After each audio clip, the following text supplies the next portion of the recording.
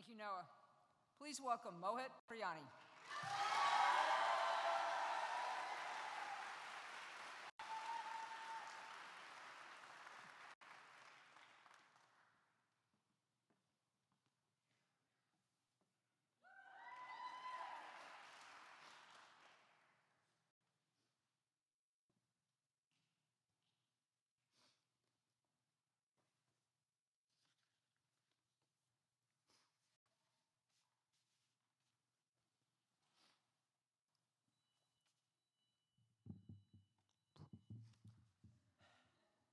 As Drake the Great once said, we started from the bottom, now we're here.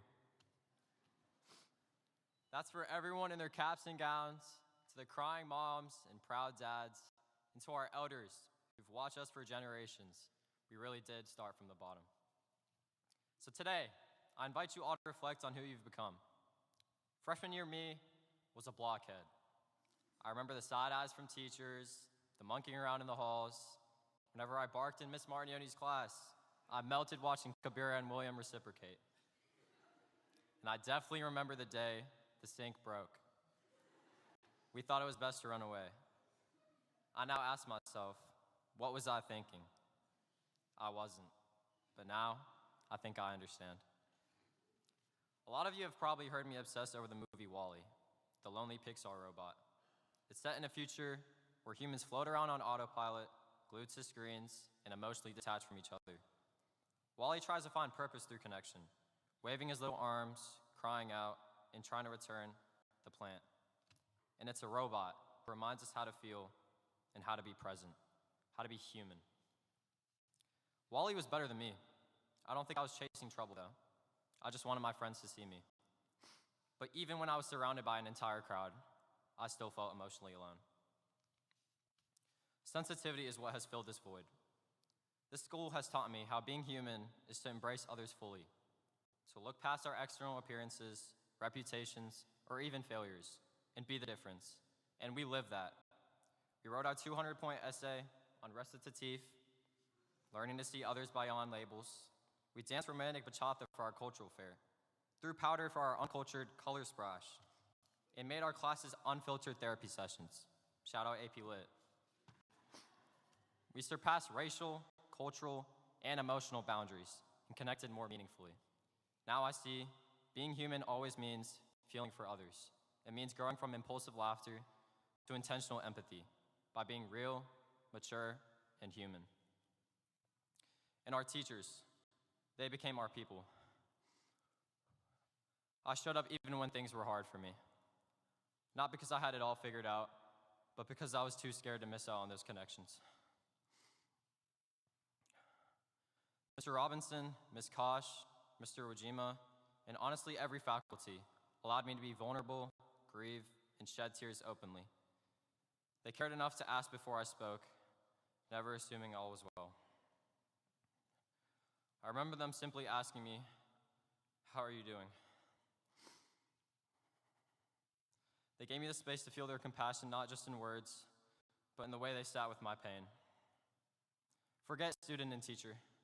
What always remained was shared humanity. We connected on a deeper level, my version exposed in tears, and there's an empathy. I now walk into Ms. Huddleston's office to talk about waffles for senior breakfast, not sink explosions.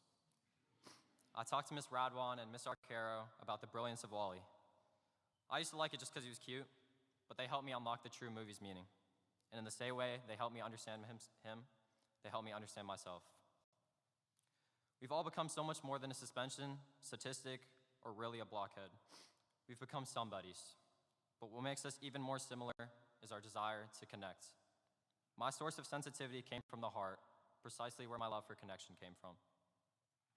Connection, purpose, being truly seen, these aren't just themes in a Pixar movie. They're the theme of growing up. And the fact that I get to say it to all of you now, with intention and a full heart, I'm finally fulfilled. And while some of you may not have understood why I've always hyped up this movie, it's because I've always tried to be like WALL-E, the human who truly loves everyone. Really, we've all tried to be like WALL-E, not the polished people we pretend to be, but the overlooked ones fighting to feel something real. Wally was the last one still feeling. The last hope, the last human. It's always been about connection for me and for this school. With time and reflection, I realize love was never about how many people surrounded me or goofing off. It was simply how deeply seen, heard, and understood I felt. While I've been reckless at times, I was never reckless for connection. Because underneath it all, sometimes all it took was one person to check in. Not because they had to, but because they cared. This empathy is what has brought our community together, and why I urge you today. Don't be like the real robots. Be like Wally. Be present, because now we know love is felt most when it's leaving. And to those doom scrollers, y'all worried about the wrong connection. Thank you to literally all my teachers who trusted in my growth. Special shout out to Ms. Huddleston, Mr. Robinson, and Mr. Giannini for helping me unlock my true self. RCHS has not only educated us, but nurtured our hearts. We walk out of here not just smarter, but more human. And to the class of 2025, thank you endlessly and congratulations to everyone. Remember, there's no such thing as a life that's better than yours. And if you ever forget that, just go watch Wally. Peace out. Love you, Mom.